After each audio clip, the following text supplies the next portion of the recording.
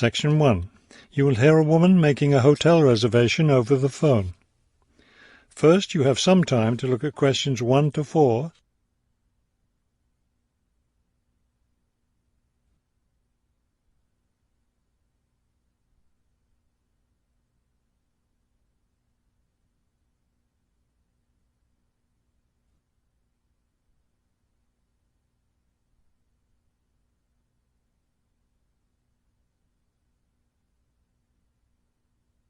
You will see that there is an example that has been done for you.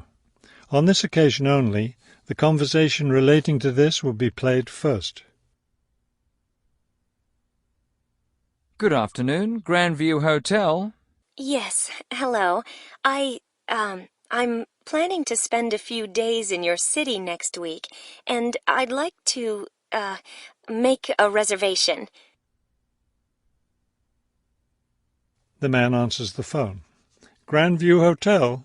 So the word Grandview has been written at the top of the form. Now we shall begin. You should answer the questions as you listen, because you will not hear the recording a second time. Listen carefully and answer questions 1 to 4. Good afternoon, Grandview Hotel. Yes, hello. I'm planning to spend a few days in your city next week, and I'd like to, make a reservation. Of course. When did you want to stay here? Next week, Wednesday night and Thursday night. So that's February 13th and 14th. Yes, that's right. And how many guests will there be? Just me. So, do you have a room available? Yes, we do. I'll just need to take some of your information. May I have your name, please? Oh, right, yes. It's Roxanne Wilson. W-I-L-S-O-N. Thank you, Miss Wilson. And may I have your credit card number? It's 233-618-9872. 9872. Got it. All right, Miss Wilson. I have your reservation confirmed. Can I help you with anything else?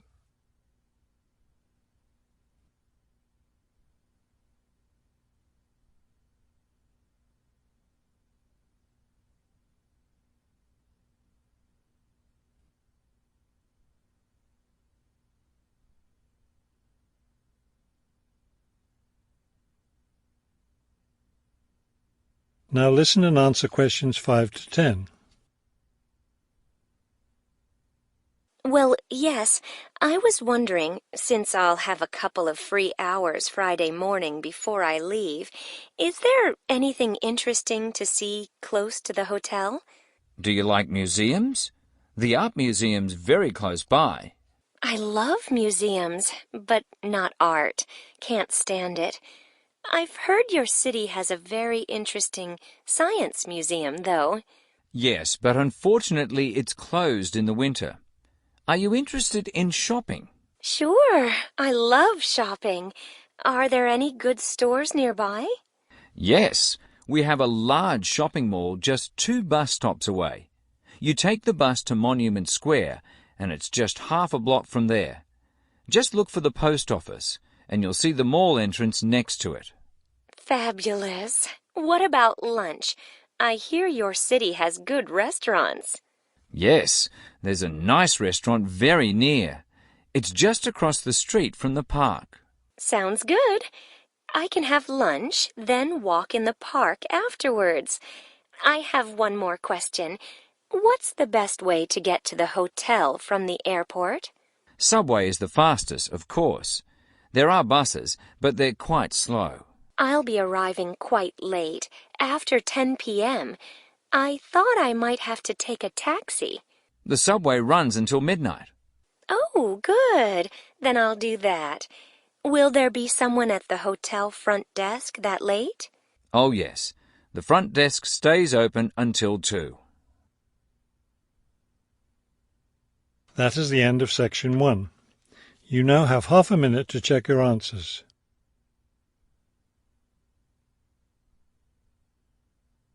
You will hear a tour leader giving information about a bus tour. First, you have some time to look at questions 11 to 15.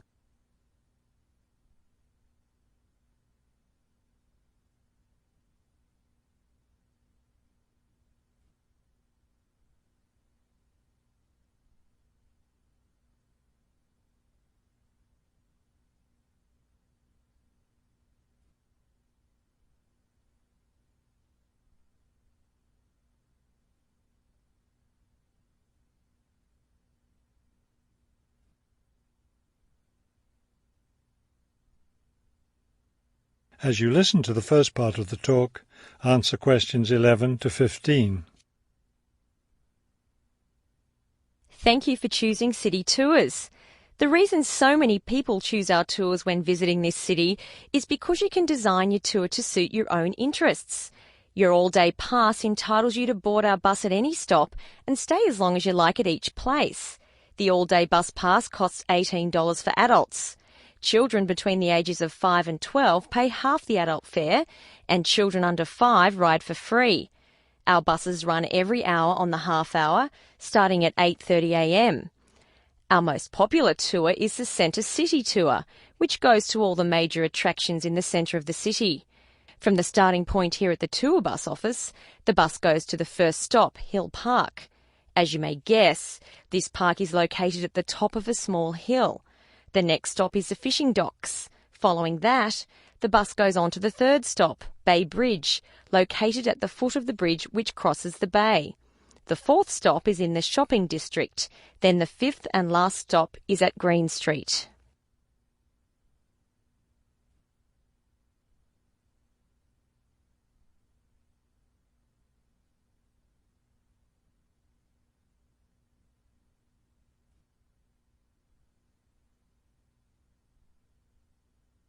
Now listen and answer questions 16 to 20. There are many interesting things to do and see on the Centre City Tour. At the first stop, you can enjoy a spectacular view of the bay, the city, and especially of the fishing docks, which are located at the foot of the hill. At the second stop, you can walk around and look at the boats. Fresh fish from the bay is also for sale here, since this is the place where the fishermen bring in their catch. The next stop is where some of the city's finest seafood restaurants are located, so you might want to plan a lunch stop here. You can eat fresh fish here, prepared in the traditional local way. The fourth stop is, of course, where you can do your shopping. Don't miss the opportunity to purchase some of our city's famous handmade baskets. You'll want to take several home as souvenirs of your visit to our city.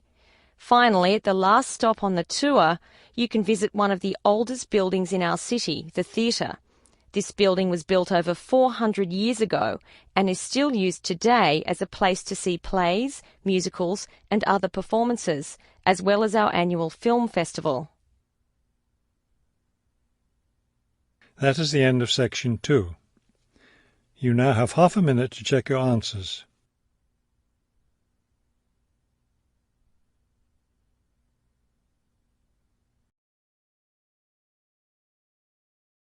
Section 3. You will hear a conversation between two students planning a research project. First, you have some time to look at questions 21 to 23.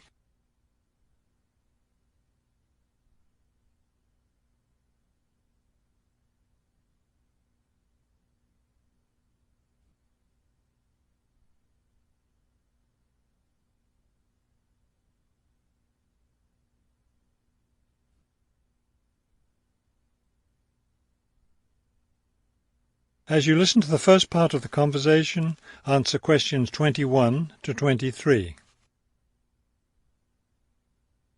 We'd better start planning our research project because we don't have much time left before it's due. I know, only 3 more weeks. Is that all? I thought we had more time than that. Well, let's get to work then.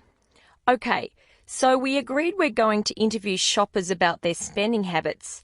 Did we decide to conduct our interviews at the department store? We haven't decided anything definitely yet, but I think the shopping mall would be a better place. We'd get more of a variety of shoppers there. Yes, that's a good point. So let's do that. How many interviews did the professor say we had to complete? She said at least 30. That sounds like a lot, doesn't it? Yes, but if we divide it up between the two of us, that's just 15 each. That's not so bad.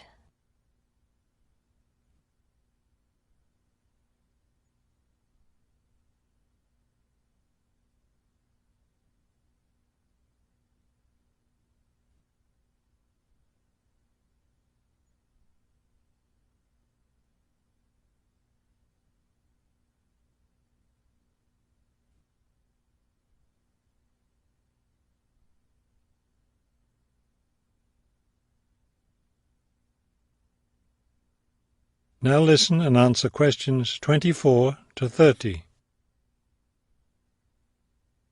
Okay, so I guess we'd better start designing our questionnaire. Well, we have to do some reading first, don't we? Didn't we say we were going to compare our results to the results of a government study? Right, the government study about how the economic crisis has changed people's spending habits. We want to see if we get similar results. Yes, so we'd better read that first and then design our questionnaire. Then I guess we'll be ready to go out and interview shoppers. No, don't you remember? The professor said she had to approve our questionnaire first before we actually conducted the interviews. Oh, right. So we'll get her approval and then conduct the interviews. I think a Saturday would be the best day for the interviews because everyone's out shopping then. Right. We'll do it on a Saturday then. And let's also plan to get together the next day to analyse the results.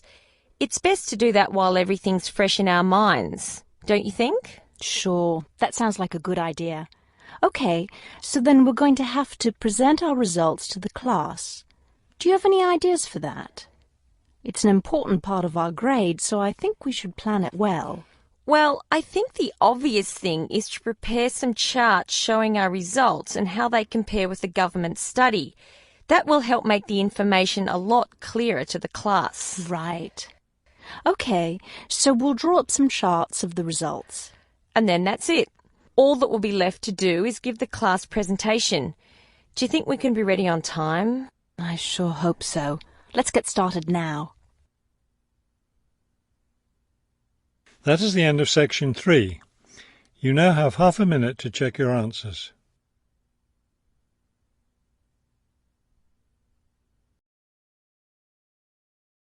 Section 4. You will hear a professor give a lecture on Louisa May Alcott. First, you have some time to look at the questions 31 to 40.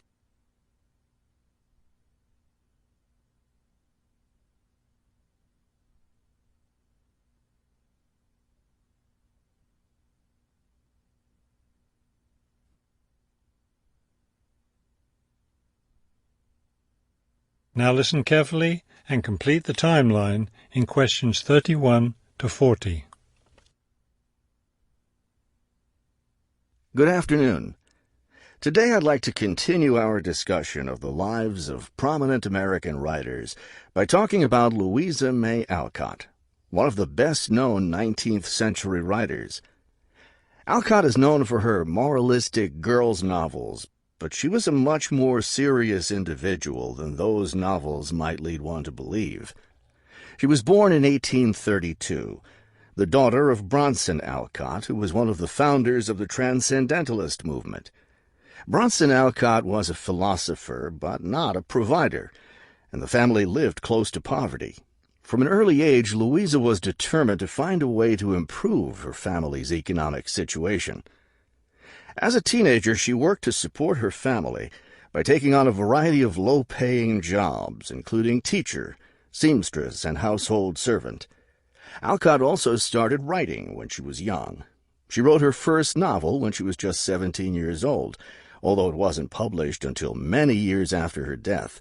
It was called The Inheritance. In 1861, the Civil War broke out. Alcott worked as a volunteer, sewing uniforms and bandages for soldiers. The following year, she enlisted as an Army nurse. She spent the war years in Washington, nursing wounded soldiers at a military hospital. While working at the hospital, she wrote many letters to her family at home in Massachusetts. After the war, she turned the letters into a book, which was published under the title Hospital Sketches. She also wrote numerous romantic stories, which she sold to magazines. Around this same time, she was offered the opportunity to travel to Europe as the companion to an invalid. When she returned home from Europe in 1866, she found her family still in financial difficulty and in need of money, so she went back to writing. Her big break came in 1868, with the publication of her first novel for girls, Little Women. The novel achieved instant success, and the public wanted more. From then on, Alcott supported herself and her family by writing novels for girls. It wasn't the writing she had dreamed of doing, but it earned her a good income. Alcott took care of her family for the rest of her life. In 1878, her youngest sister May got married. A year later, May died after giving birth to a daughter. Louisa Alcott raised her sister's orphaned child. In 1882, Bronson Alcott suffered a stroke. Soon after that, Louisa Alcott set up a house for him, her niece, her sister Anna, and Anna's 2 sons in Boston. Her mother was no longer living by this time. Alcott was still writing novels for girls, including 2 sequels to Little Women, Little Men and Joe's Boys. The latter was published in 1886. Louisa Alcott had suffered poor health ever since she contracted typhoid fever while working as a war nurse.